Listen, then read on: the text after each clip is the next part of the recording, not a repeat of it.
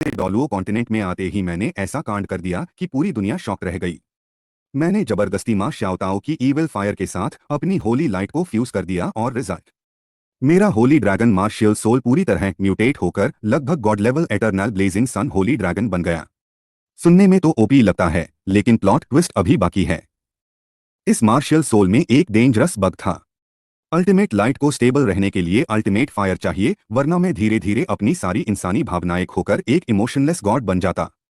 तभी अचानक लोंग याओचेन के मुंह से बर्फ जैसी ठंडी आवाज निकलने लगी, धत्त। अब इसे कंट्रोल नहीं कर पा रहा। अगले ही पल उसके होठों से सुनहरे खून की बूंद टपक गई और सबके चेहरे का कलर उड़ गया। मौत बस कुछ सेकंड दूर थी, तभी बूम, दरवाजा एक धमाके के साथ टूट गया।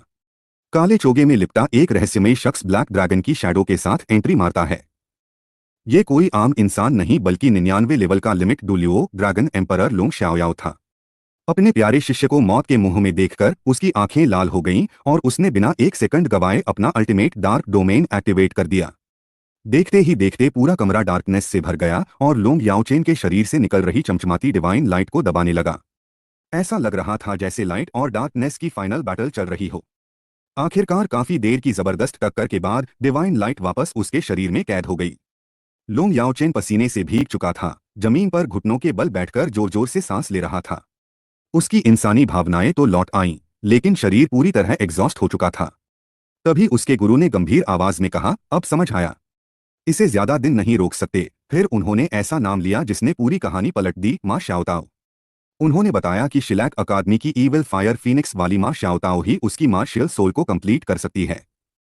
पहले तक किसी तरह सब संभल रहा था, लेकिन अब जैसे जैसे उसकी ताकत बढ़ रही थी, उसका डिवाइन नेचर उसे मौत की तरफ धकेल रहा था। अगर अब भी देर हुई तो गेम ओवर तय था। गुरु ने साफ कह दिया, अब तुम्हारे पास सिर्फ एक ही ऑप्शन है। मां श्याओताओ। यह सुनकर लोंग याओचेन भी आखिर मान गया। उसने कहा कि वह किसी पर जबरदस्ती नहीं करना चाहता था, लेकिन जिंदा रहने के लिए अब कोई दूसरा रास्ता भी नहीं बचा। बस फिर क्या था? गुरु ने बिना टाइम वेस्ट किए हाथ घुमाया और एक काली रोशनी आसमान चीरते हुए सीधे शिलैक सिटी की ओर निकल पड़ी। उधर सी गॉड आइलैंड पर सब कुछ बिल्कुल नॉर्मल चल रहा था, तभी अचानक पूरा आसमान काले बादलों से ढक गया। गोल्डन ट्री ने भी जैसे खतरे को महसूस कर लिया और तेज सुनहरी रोशनी छोड़ दी। अगले ही पल आसमान में एक विशाल ब्लैक ड्रैगन दिखाई दिया और उसके ऊपर खड़े थे लोंग शाओयाओ, जिनके हाथ में लोंग याओचेन था। 99 लेवल लिमिट डुलियो का प्रेशर पूरे सी गॉड आइलैंड पर टूट पड़ा।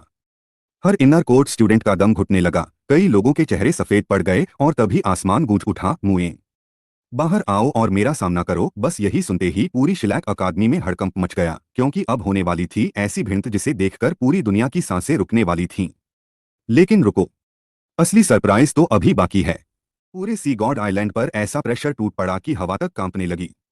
तभी 95 लेवल के सुपर डुलियो और श्रेक एकेडमी के मार्शियल सोल डिपार्टमेंट के डीन यान शाओझे ने किसी तरह आसमान में एक विशाल लाइट शील्ड खड़ा किया।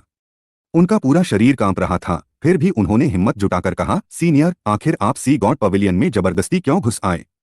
यह श्रेक एकेडमी का सबसे सुरक्षित इलाका है।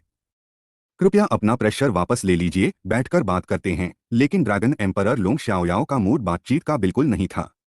उसने ठंडी नजरों से यान शाओझे को देखा और सिर्फ 5 शब्द बोले, रास्ते से हट, वरना पछताएगा। अगले ही पल उसने हवा में हल्का सा हाथ घुमाया और एक विशाल ब्लैक ड्रैगन क्लॉ बिजली की रफ्तार से नीचे आ गिरा। क्रैक!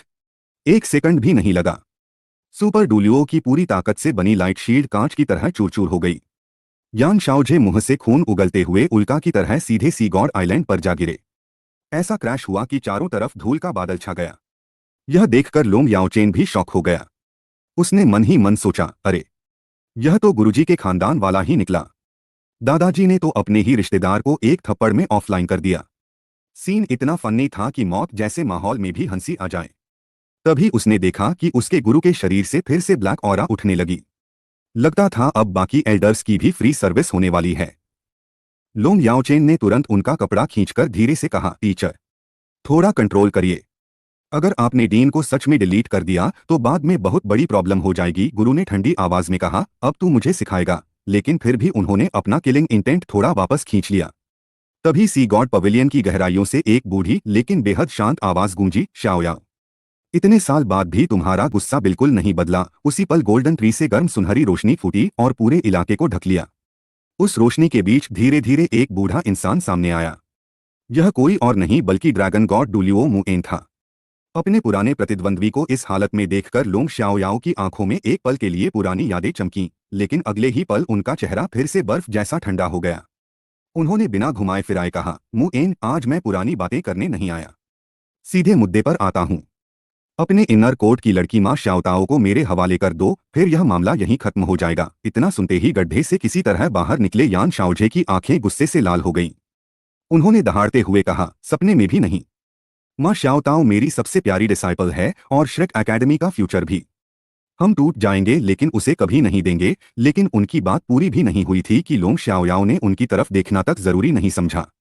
उनकी नजर सिर्फ मुएन पर टिकी रही। मुएन ने धीरे से सिर हिलाया, अपनी झुकी हुई कमर सीधी की और शांत लेकिन मजबूत आवाज में बोले, शाओयाओ, श्रेक एकेडमी का कोई भी इंसान तुम्हारे साथ नहीं जाएगा। बस यही सुनना था कि गोल्डन ट्री से असीम लाइट पावर फूट पड़ी और पूरा आसमान सुनहरी रोशनी से भर गया। जवाब में लोंग शाओयाओ के पीछे खड़ा विशाल ब्लैक ड्रैगन गरज उठा और डार्क डोमेन पूरे सी गॉड आइलैंड पर फैल गया। अब कोई बहस नहीं, कोई लंबा डायलॉग नहीं, क्योंकि इन दोनों के लेवल पर सोल स्किल्स नहीं बल्कि ऑरा और डोमेन ही पूरी लड़ाई तय करते हैं। दोनों की ताकत टकराई तो आसमान तक फटने लगा। स्पेस में काली दरारें पड़ गई, जैसे दुनिया ही टूटने वाली हो। कुछ देर तक दोनों बराबरी पर भिड़े रहे, लेकिन तभी मुएन को अचानक तेज खांसी आने लगी। उनका चेहरा पीला पड़ गया, शरीर फिर से झुक गया और गोल्डन ट्री की चमक भी कमजोर पड़ने लगी। यह देखकर लोंग शाओयाओ ने अपना डोमेन वापस ले लिया और हंसते हुए बोले, बस कर बूढ़े, आधा शरीर तो पहले ही कब्र में जा चुका है, अब किस दम पर मुझसे लड़ेगा? आखिर कब तक इस गोल्डन ट्री के सहारे खुद को जिंदा रखेगा? लेकिन असली खेल अभी शुरू भी नहीं हुआ था। अब माहौल इतना खतरनाक हो चुका था कि अगर लड़ाई शुरू होती तो पूरा श्रेक एकेडमी इतिहास बन जाता। लोंग शाओयाओ ने गहरी सांस लेते हुए कहा, तू मेरा मुकाबला नहीं कर सकता, लेकिन अगर तू गोल्डन ट्री की पूरी ताकत इस्तेमाल करेगा तो मैं भी पूरे श्रेक एकेडमी को अपने साथ ले डूबूंगा। यह सुनते ही पूरे सी गॉड आइलैंड पर ऐसी खामोशी छा गई कि किसी की सांस लेने की आवाज तक सुनाई देने लगी। कोई भी उनकी बात काटने की हिम्मत नहीं जुटा पाया। फिर अचानक लोंग शाओयाओ का लहजा थोड़ा नरम हुआ। वह लोंग याओचेन को साथ लेकर धीरे धीरे जमीन पर उतरे और मुएन के सामने आकर बोले, मैं आज पुराने हिसाब चुकाने नहीं आया, मैं सिर्फ माँ शाओताओ को लेने आया हूँ। अगले ही पल उन्होंने लोंग याओचेन को आगे धकेला और दोबारा वही खतरनाक अंदाज अपनाते हुए बोले, आखिरी बार कह रहा हूँ, माँ शाओताओ को हमारे हवाले कर दो, वरना आज सी गॉड आइलैंड का नाम सिर्फ हिस्ट्री बुक में मिलेगा। मुएन कुछ देर तक चुप रहे। उन्होंने सामने खड़े उस दानव जैसी ताकत वाले इंसान को देखा, फिर अपने कांपते हुए छात्रों की तरफ नजर डाली। आखिरकार उन्होंने लंबी सांस ली और ऐसा लगा जैसे एक पल में 10 साल बूढ़े हो गए हों। उन्होंने धीरे से कहा, जाओ, माँ शाओताओ को बुलाकर लाओ। यह सुनते ही यान शाओझे ने मायूस होकर आंखें बंद कर लीं। तभी एक आत्मविश्वास भरी आवाज आई, किसी को बुलाने की जरूरत नहीं, मैं खुद आ गई हूँ। सबकी नजरें घूमी और वहां लाल बालों वाली बेहद खूबसूरत और दमदार ऑरा वाली माँ शाओताओ खड़ी थी। उसकी चाल में कॉन्फिडेंस था और उसकी आंखों में आग जल रही थी। जैसे ही लोंग याओचेन ने उसे देखा, उसका दिल एक पल के लिए तेज धड़क उठा। उसने तुरंत महसूस कर लिया कि यही वह ऑरा है जिसकी तलाश उसे इतने समय से थी। तभी श्रेक के कई एल्डर्स गुस्से से चिल्ला उठे, मुएन, ऐसा मत कीजिए, जरूरत पड़ी तो हम जान दे देंगे, लेकिन श्रेक एकेडमी की इज्जत नहीं झुकने देंगे। तभी मुएन की गरजती हुई आवाज पूरे मैदान में गूंज उठी, बस, बहुत हो गया। पूरा मैदान फिर से शांत हो गया। उन्होंने माँ शाओताओ की तरफ देखा और लोंग शाओयाओ से पूछा, लड़की आ चुकी है, लेकिन साफ साफ बताओ तुम उसे आखिर क्यों ले जाना चाहते हो? लोंग शाओयाओ ने बिना किसी हिचकिचाहट के जवाब दिया, क्योंकि मेरा शिष्य गॉड लेवल मार्शियल सोल का मालिक है। बस इतना सुनना था कि पूरे मैदान में शॉक वेव दौड़ गई। हर कोई एक दूसरे का चेहरा देखने लगा। गॉड लेवल मार्शियल सोल, ऐसा मार्शियल सोल तो सिर्फ लेजेंड्स में सुनने को मिलता था, लेकिन असली बॉम्ब अभी बाकी था। लोंग शाओयाओ ने आगे कहा, इसके मार्शियल सोल के म्यूटेशन के दौरान एक फेटल डिफेक्ट पैदा हो गया। इसे पूरा करने के लिए सिर्फ माँ शाओताओ की ईविल फायर ही काम आ सकती है। इसलिए मैं चाहता हूं कि दोनों की एंगेजमेंट हो। मेरे शिष्य को उसका नाम और सम्मान मिलेगा और बदले में माँ शाओताओ की ईविल फायर भी हमेशा के लिए स्टेबल हो जाएगी। यह दोनों के लिए विन विन डील है। श्रेक एकेडमी के लोगों को अभी भी यकीन नहीं हो रहा था। तब लोंग शाओयाओ मुस्कुराए और बोले, यकीन नहीं है तो खुद देख लो। उन्होंने इशारा किया और लोंग याओचेन आगे बढ़ गया। उसने माँ शाओताओ की तरफ देखकर विनम्रता से कहा, सीनियर, अगर कुछ गलत लगे तो पहले से माफ कर दीजिए। अगले ही पल उसकी आंखों में सुनहरी डिवाइन लाइट चमक उठी। अचानक एक गूंजती हुई ड्रैगन रोर पूरे आसमान में फैल गई। उसी क्षण उसके पीछे एक विशाल गोल्डन सन का फैंटोम उभर आया। इतनी पवित्र डिवाइन ऑरा फैली कि वहां मौजूद हर इंसान के दिल में अपने आप सिर झुकाकर प्रणाम करने की इच्छा पैदा हो गई। जिनके पास बीस्ट मार्शियल सोल था, उनके मार्शियल सोल तक कांप उठे। सबके चेहरे पर सिर्फ एक ही एक्सप्रेशन था, इम्पॉसिबल। तभी सबसे बड़ा ट्विस्ट हुआ। मां श्याओताओ के शरीर में कैद ईविल फायर अचानक बेकाबू हो गई। उसने मानो अपनी असली मालिक की बात मानने से ही इनकार कर दिया। अगले ही पल डार्क रेड फीनिक्स की एक विशाल शैडो उसकी पीठ से निकलकर चीखते हुए सीधे लोंग याओचेन की तरफ टूट पड़ी। श्याओताओ, रुको! यान शाओझे घबराकर चिल्लाए, लेकिन अब बहुत देर हो चुकी थी। सबसे हैरानी की बात यह थी कि लोंग याओचेन पीछे हटने की बजाय खुद उस आग की तरफ बढ़ गया। उसने गहरी सांस ली और जैसे ही ईविल फायर उसकी डिवाइन लाइट से टकराई, पूरा नजारा बदल गया। वह बेकाबू आग बर्फ की तरह पिघलने लगी। गोल्डन सन फैंटोम ने उसे पल भर में शुद्ध कर दिया और वह डार्क रेड फायर एक पतली एनर्जी स्ट्रीम बनकर सीधे लोंग याओचेन के शरीर में समा गई। उसके शरीर में गर्माहट की लहर दौड़ गई। उसने आंखें बंद की और एक लंबी राहत भरी सांस ली। पहली बार उसकी डिवाइन नेचर थोड़ी शांत हुई। सिर्फ एक छोटी सी चिंगारी सही, लेकिन उसी एक चिंगारी ने साबित कर दिया कि मां श्याओताओ ही उसकी किस्मत बदलने वाली है। लेकिन सवाल अब भी वही था, क्या वह इस रिश्ते के लिए हाँ कहेगी या फिर पूरा डुलियो कॉन्टिनेंट एक ऐसी जंग देखने वाला था जिसे कोई कभी भूल नहीं पाएगा। जैसे ही मां श्याओताओ की ईविल फायर का एक हिस्सा लोंग याओचेन के शरीर में समाया, उसे ऐसा सुकून मिला जैसा उसने पहले कभी महसूस नहीं किया था। उसके मार्शियल सोल का कोर, जो अब तक मानो टूटने की कगार पर खड़ा था, पहली बार थोड़ा स्टेबल हुआ। लेकिन प्रॉब्लम अभी खत्म नहीं हुई थी। क्वालिटी तो परफेक्ट थी, पर क्वांटिटी अभी भी बहुत कम थी। लोंग याओचेन ने मां श्याओताओ की तरफ देखा और अनजाने में अपने होठों पर जीभ फेर ली। उसके चेहरे पर साफ लिखा था, बस इतना ही। थोड़ा और मिल जाता तो मजा आ जाता। यह देखकर अगर कोई मेम बना देता तो इंटरनेट फट जाता। लेकिन उधर मां श्याओताओ की हालत उससे भी ज्यादा अजीब थी। वह पूरी तरह फ्रीज हो चुकी थी। उसे पहली बार महसूस हुआ कि पिछले कई सालों से जो ईविल फायर उसे हर दिन जिंदा जलाती थी, जो उसे अनगिनत बार मौत से भी बदतर दर्द देती थी, वह अचानक गायब हो गई। सिर्फ कुछ सेकंड के लिए सही, लेकिन वह दर्द पूरी तरह खत्म हो चुका था। वह हैरानी से उस 12 साल के लड़के को देखती रह गई, जिसके शरीर से डिवाइन लाइट निकल रही थी। उसके मार्शियल सोल की धड़कन इतनी तेज हो गई कि मानो दिल की जगह वही धड़क रहा हो।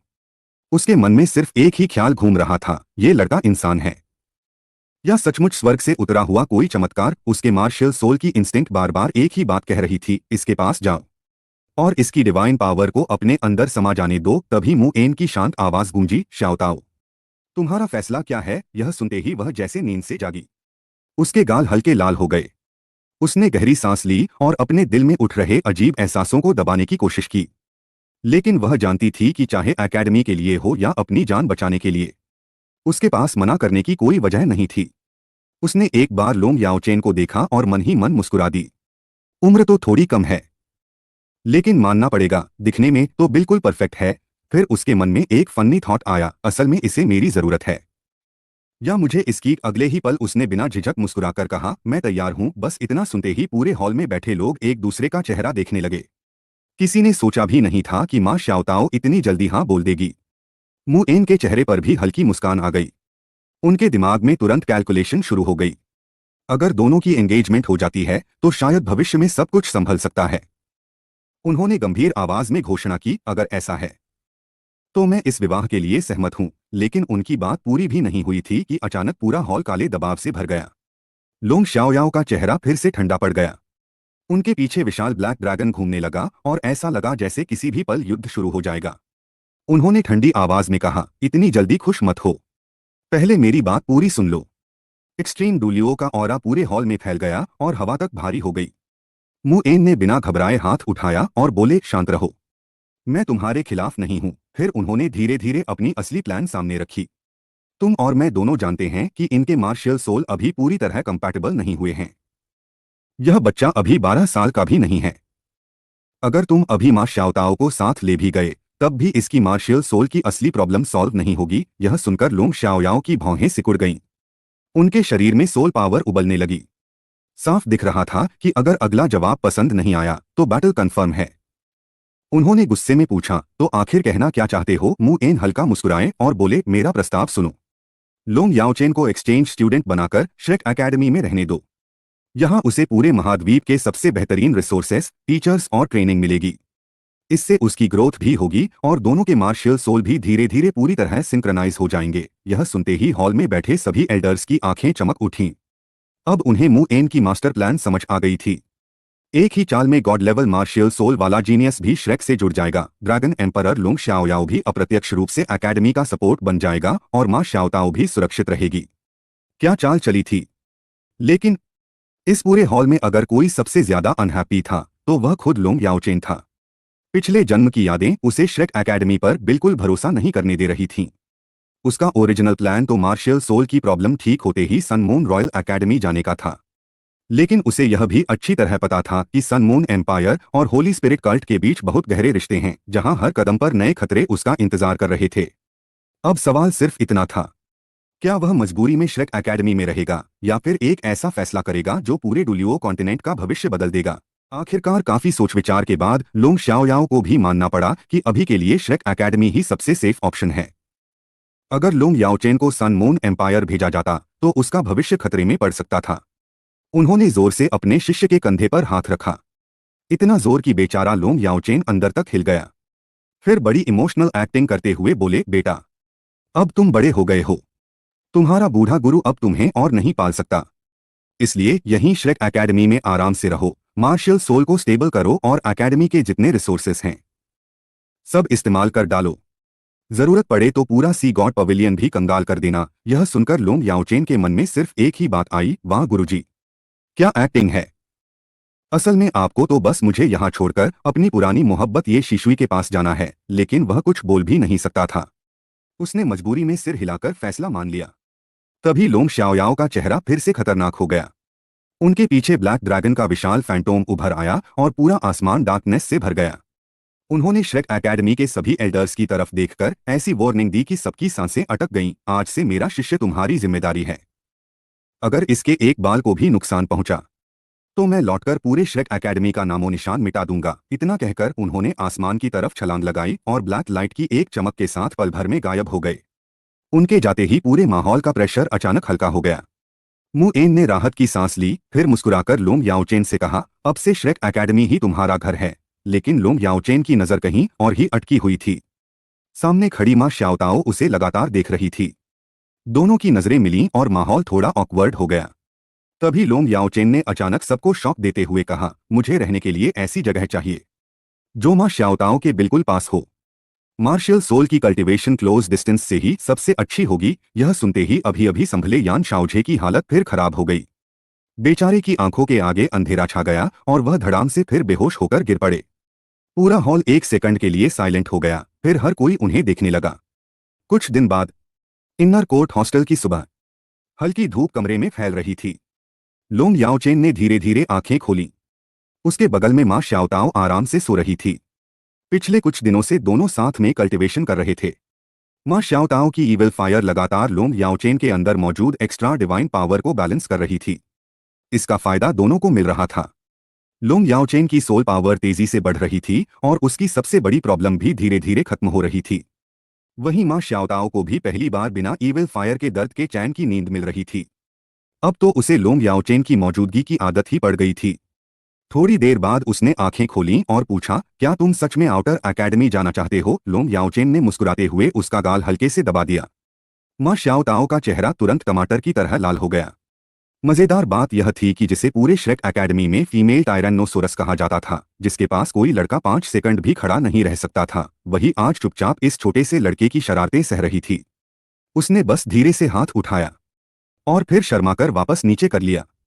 मां शाओताओ बोली, अगर तुम आउटर एकेडमी चले गए तो फिर हम दोनों साथ में मार्शियल सोल बैलेंस कैसे करेंगे। लुंग याओचेन हंस पड़ा और बोला, सी गॉड पवेलियन में हर तरफ सिर्फ बूढ़े लोग ही बूढ़े लोग हैं। वहां रहकर बोर हो गया हूं।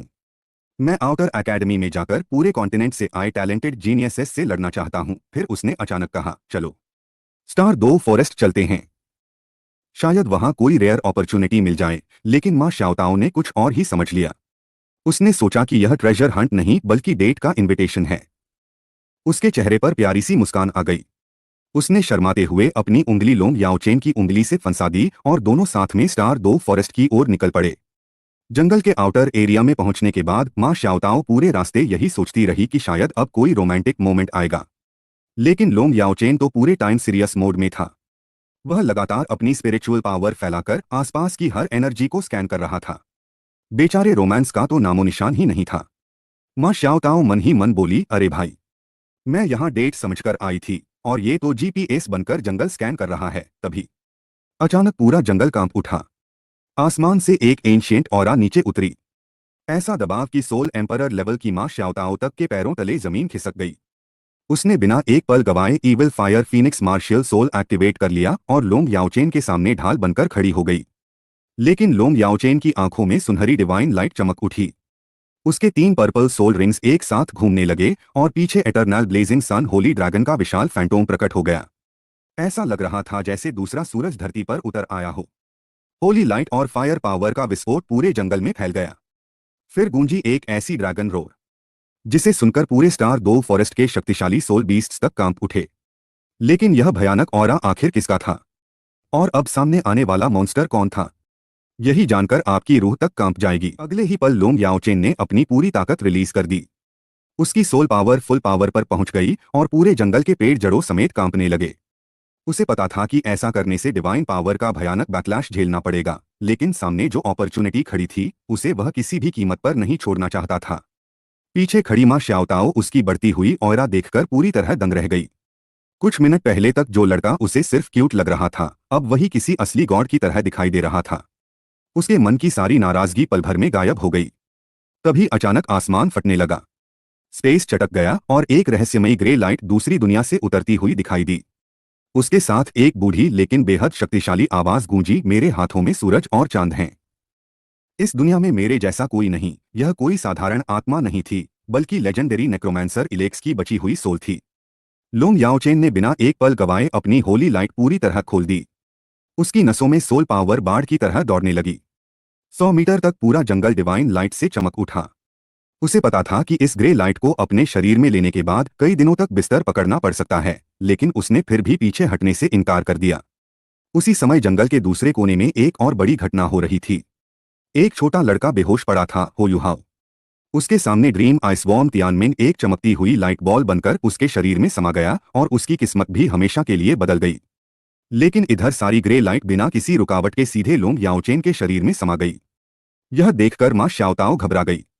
वह दौड़कर उसके पास पहुंची और उसे संभालने लगी। उधर लोंग याओचेन की चेतना उसके स्पिरिचुअल सी में पहुंच चुकी थी। वहां उसकी मार्शियल सोल कोर एक विशाल हेवनली टावर की तरह खड़ी थी।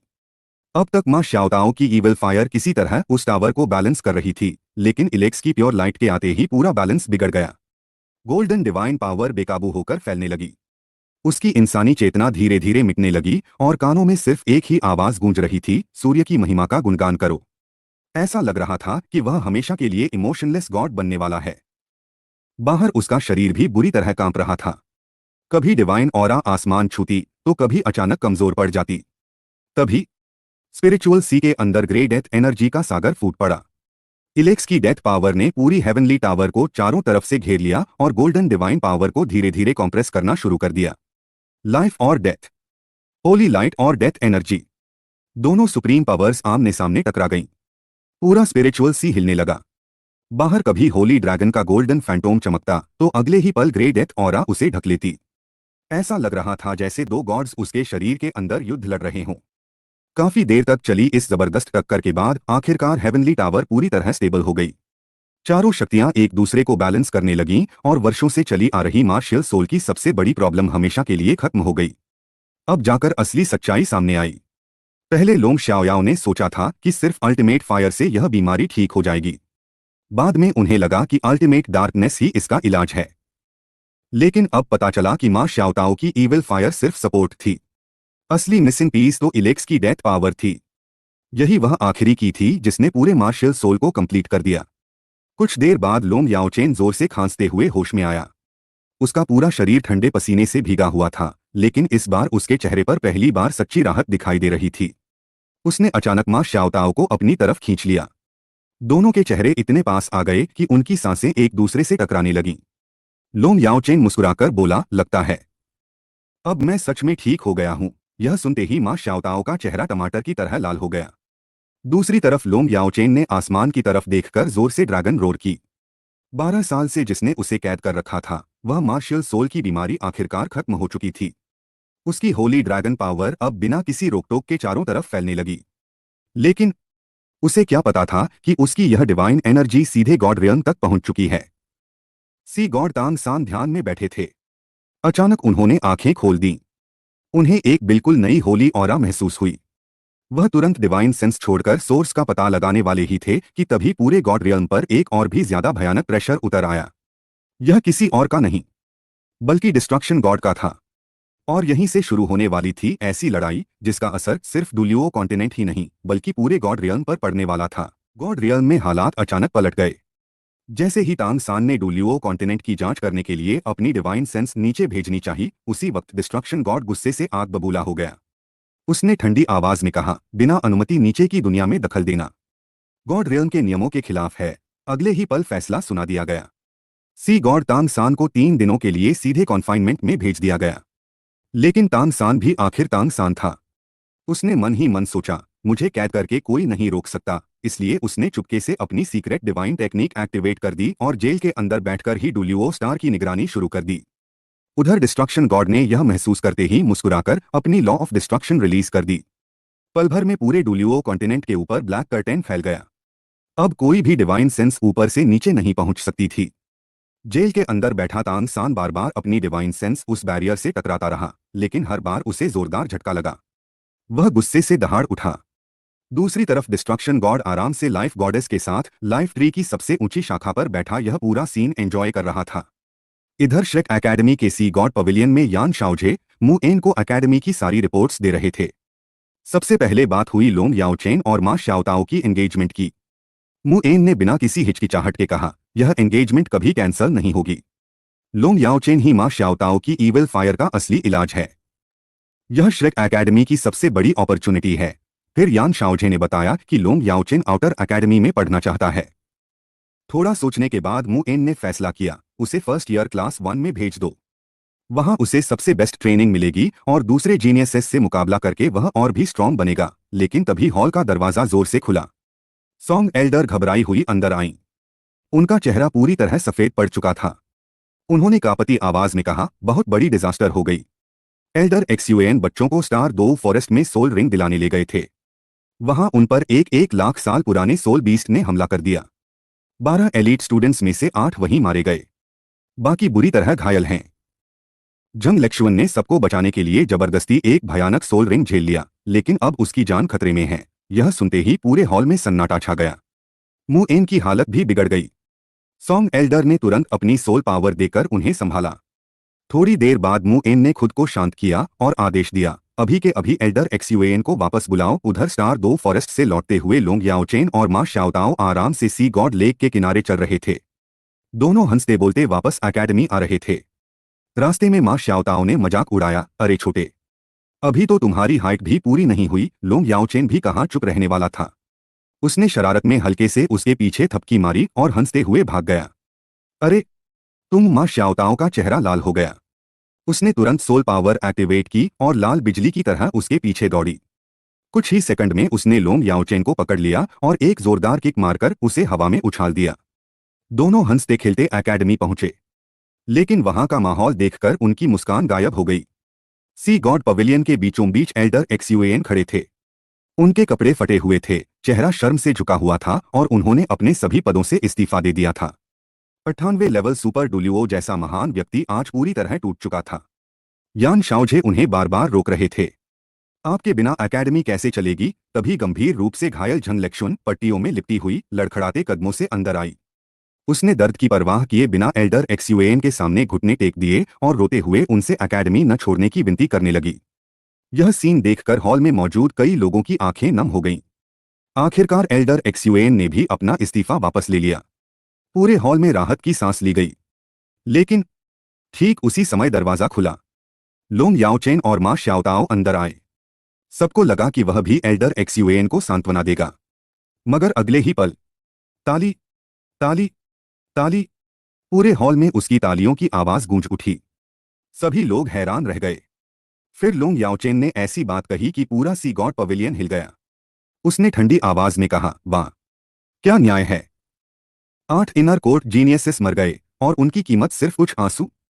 ऊपर से जिन बच्चों की जान बची वही घुटनों पर बैठकर आपको रोक रहे हैं।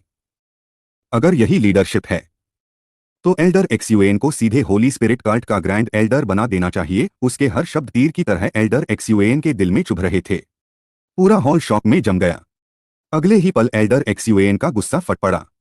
उनकी 98 लेवल सुपर डुलियो ऑयरा पूरे हॉल में विस्फोट की तरह फैल गई। जमीन की पत्थर की टाइलें चटकने लगीं, हवा भारी हो गई और उनकी लाल आंखें सीधे लोंग याओचेन पर टिक गईं। ऐसा लग रहा था कि अगले ही सेकंड पूरा सी गॉड पवेलियन युद्ध का मैदान बनने वाला है। पूरे सी गॉड पवेलियन में एल्डर एक्सयूएन की सोल पावर विस्फोट की तरह फैल चुकी थी। उनकी उंगलियों पर एनर्जी इकट्ठी होने लगी। साफ दिख रहा था कि अब वह सचमुच लोंग याओचेन पर हमला करने वाले हैं। वहां मौजूद हर एल्डर और स्टूडेंट उस भयानक प्रेशर से सांस तक नहीं ले पा रहे थे। लेकिन सबसे अजीब बात यह थी कि जिस लड़के पर यह ऑरा छोड़ी गई थी वह बिल्कुल आराम से खड़ा था। उसके चेहरे पर डर का नामो निशान तक नहीं था, बल्कि उसके होठों पर हल्की सी मुस्कान थी। असल में एल्डर एक्सयूएन की सारी ऑरा जैसे ही लोंग याओचेन के शरीर को छूती, उसके स्पिरिचुअल सी में मौजूद ग्रे लाइट और एटर्नल ब्लेजिंग सन डिवाइन पावर उसे पल भर में खत्म कर देते। यानी इतना बड़ा प्रेशर उसके लिए सिर्फ फ्री एयर कंडीशनर बनकर रह गया था। यह देखकर लोंग याओचेन ने और भी तंज कसते हुए कहा, वाह, सोल बीस्ट से लड़ते वक्त तो आपकी ताकत पता नहीं कहाँ चली जाती है, लेकिन बच्चों पर गुस्सा दिखाने में आप सचमुच नंबर 1 हैं। यह सुनते ही एल्डर एक्सयूएन का गुस्सा 7वें आसमान पर पहुंच गया। वह गरजकर बोले, छोटे, एक बार मुझे छेड़कर तो देख। तभी बस मुएन की आवाज पूरे हॉल में गूंज उठी। लेकिन इस बार एल्डर एक्सयूएन सुनने की हालत में नहीं थे। उनके पीछे टाउटी डिवाइन ऑक्स का विशाल फैंटोम प्रकट हो गया। वह सचमुच लोंग याओचेन को एक ही बार में खत्म करना चाहते थे। तभी अचानक दूसरी बार मुएन गरजे। मैंने कहा। बस अगले ही पल गोल्डन ड्रैगन की दहाड़ पूरे सी गॉड पवेलियन में गूंज उठी। आसमान में एक विशाल गोल्डन ड्रैगन क्लॉ बना और धड़ांग उसने एल्डर एक्सयूएन को सीधे जमीन में दबा दिया। गोल्डन ट्री की लकड़ी से बना मजबूत फर्श तक टूटकर बिखर गया।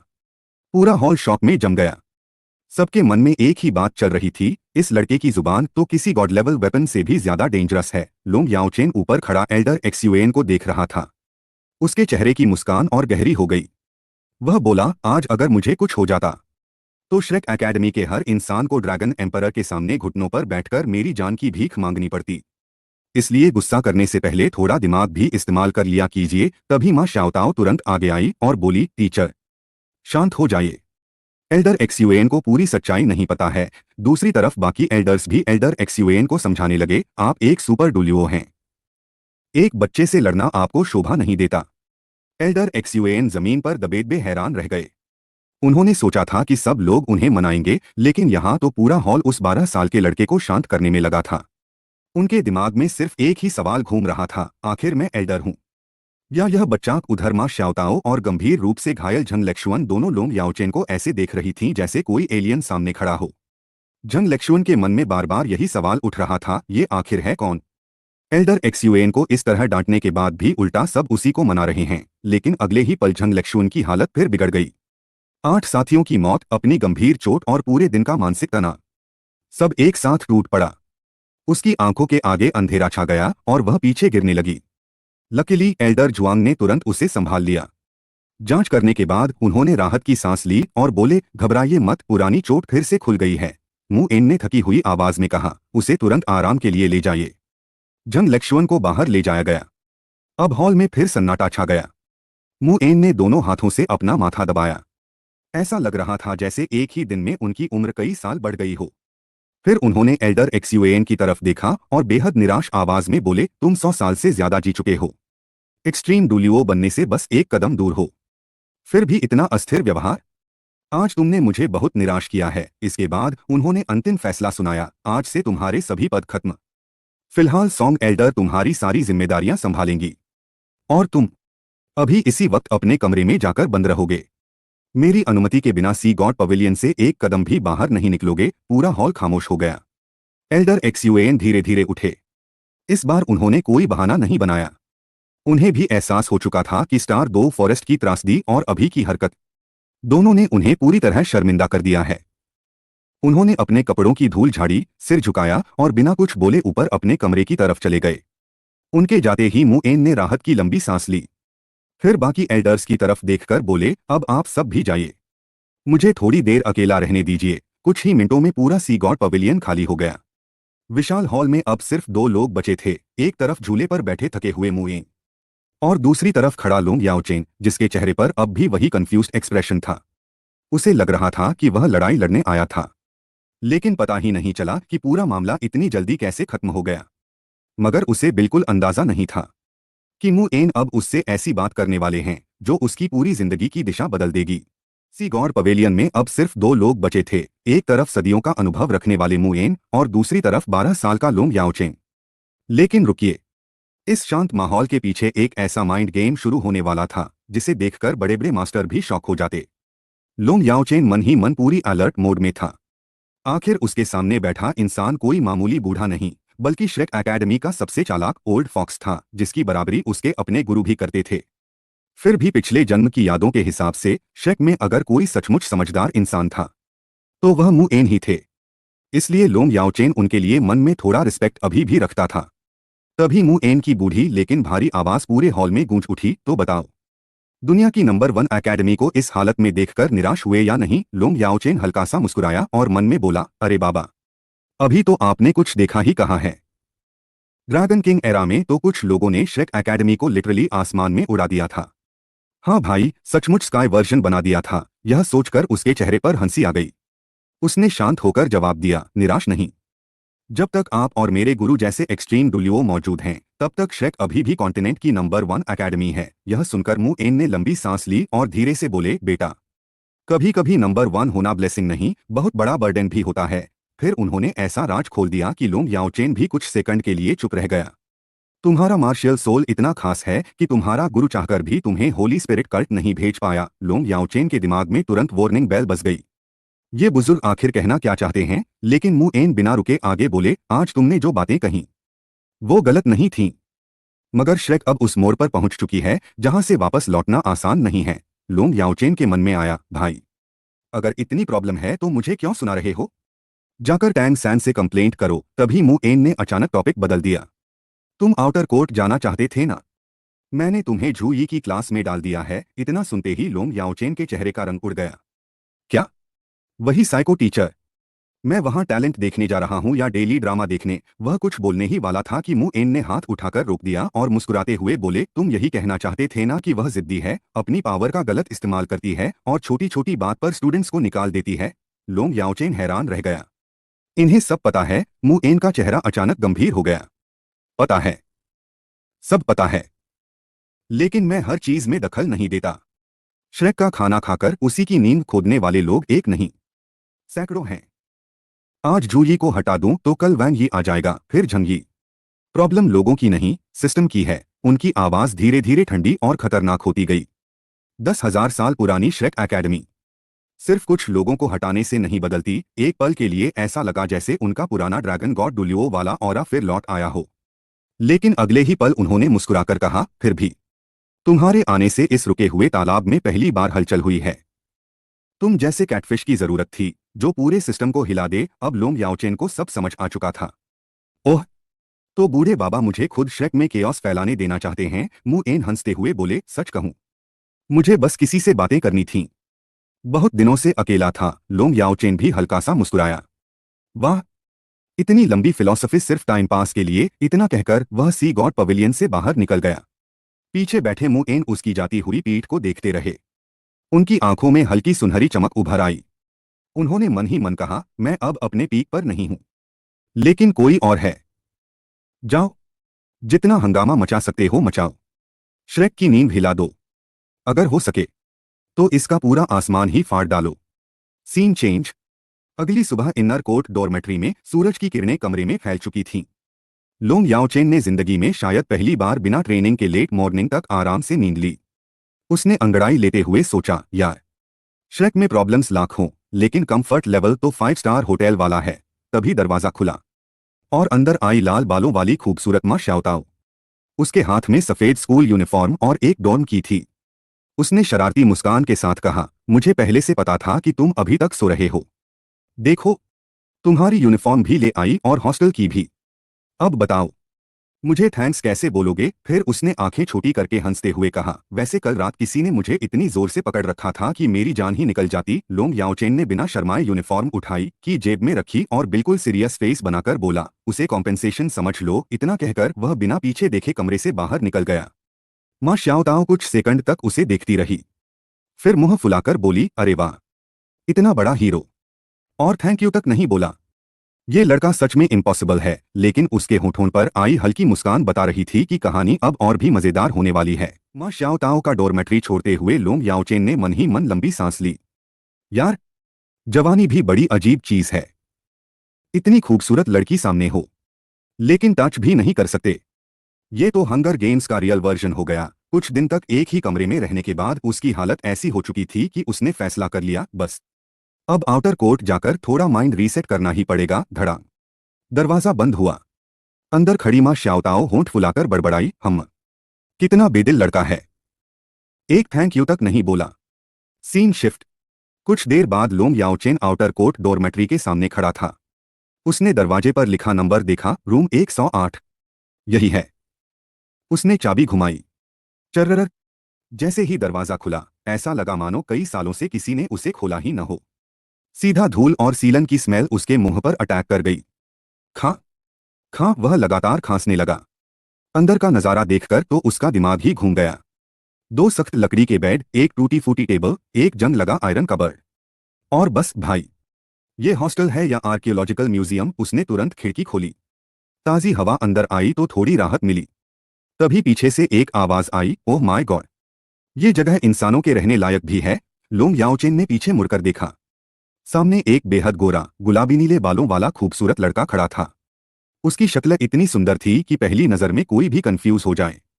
लोंग याओचेन ने उसे देखते ही पहचान लिया। ओह, तो ये है वैंग डोंग। उधर वैंग डोंग कमरे की हालत देखकर मुंह बना रहा था।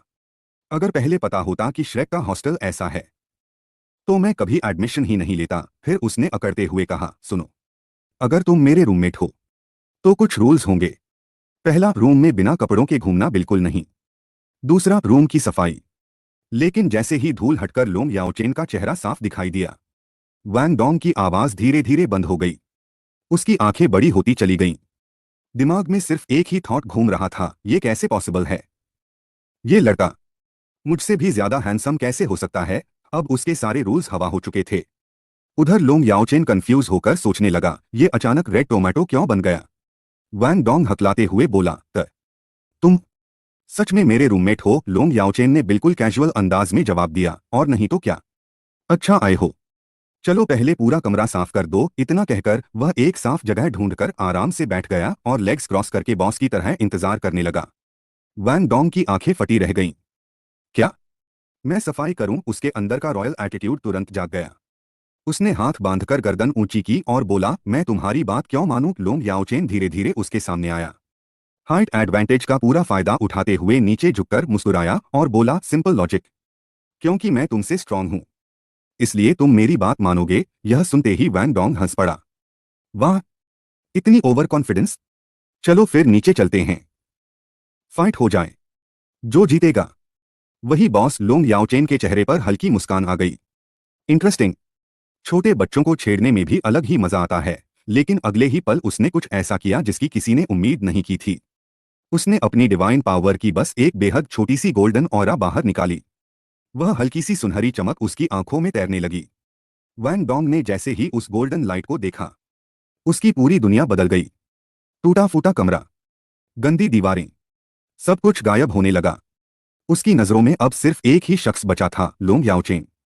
और उसी पल उसे एहसास हुआ कि उसके सामने खड़ा यह लड़का कोई ऑर्डिनरी स्टूडेंट नहीं, बल्कि ऐसा मॉन्स्टर जीनियस है जो पूरी डुलियो कॉन्टिनेंट की किस्मत बदल सकता है। अब असली मुकाबला शुरू होने वाला था, और यकीन मानिए आगे जो होने वाला है वह वैंग डोंग की पूरी जिंदगी बदल देगा। अगले ही पल वैंग डोंग की आंखों के सामने पूरी दुनिया बदल गई। टूटा फूटा कमरा, गंदी दीवारें, सब कुछ गायब हो गया।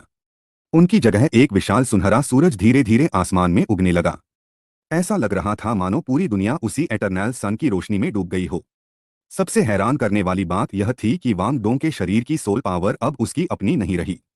वह अपने आप लाइट एलिमेंट के साथ मिलकर एक रहस्यमयी पैटर्न में घूमने लगी।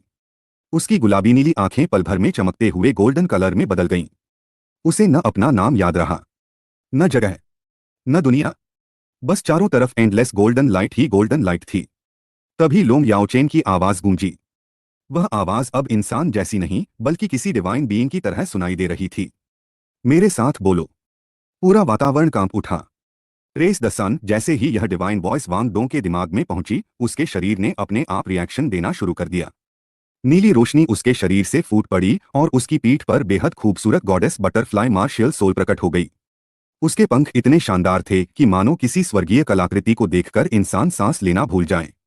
लेकिन मजेदार बात यह थी कि इतनी रॉयल बटरफ्लाई भी एटर्नल ब्लेजिंग सन की प्रेजेंस के सामने कांप रही थी, बिल्कुल ऐसे जैसे कोई राजा के सामने सिर झुका रहा हो।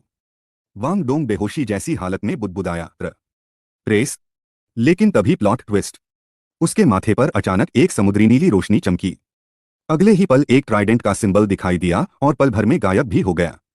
उस निशान के चमकते ही वांग डोंग की आंखों का गोल्डन इफेक्ट थोड़ा टूट गया। उसने कंफ्यूज्ड होकर इधर उधर देखा। मैं कहाँ हूँ? लोंग याओचेन ने उस निशान को देखते ही मन में मुस्कुराकर कहा, ओ, तो ये वही मार्क है। लेकिन सो वॉट? अगर हिम्मत है तो खुद नीचे आकर मुझसे मिलो। उसके शब्दों के साथ ही एक गूंजती हुई ड्रैगन रोर पूरे कमरे में फैल गई।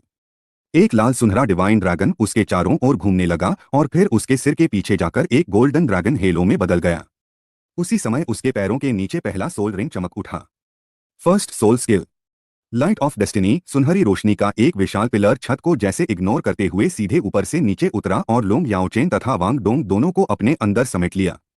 उस गोल्डन लाइट के भीतर वांग डोंग के माथे का ट्राइडेंट मार्क फिर चमका, लेकिन इस बार वह ज्यादा देर टिक नहीं पाया। प्योर डिवाइन लाइट के सामने उसकी चमक धीरे धीरे खत्म होने लगी। उधर वांग डोंग की आंखें पूरी तरह रेड गोल्डन हो गईं। उनकी पुतलियों के अंदर धीरे धीरे ड्रैगन पैटर्न वाला एक गोल्डन सर्कल बनने लगा, बिल्कुल वैसा ही जैसा लोंग याओचेन के पीछे चमक रहा था। उस डिवाइन लाइट में खड़े लोंग याओचेन किसी इंसान से ज्यादा एक सच्चे देवता जैसे दिखाई दे रहे थे। उन्होंने फिर वही शांत लेकिन आदेश भरी आवाज में कहा, प्रेस द सन। इस बार कोई रुकावट नहीं आई। ड्रैगन पैटर्न पूरा बंद हो गया और वांग डोंग ने पूरी श्रद्धा से सिर झुका दिया। Mission complete. लोंग याओचेन की आंखों की डिवाइन ग्लो गायब हो गई।